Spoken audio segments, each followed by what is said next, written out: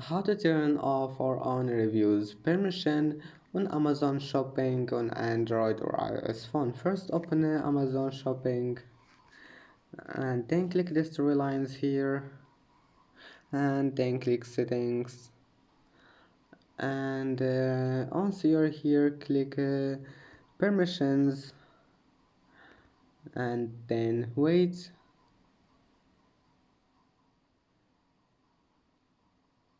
and now scroll down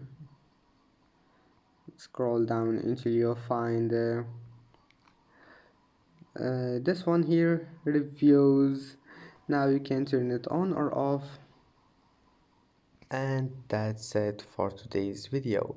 If you like this video, please don't forget to like and don't forget to subscribe.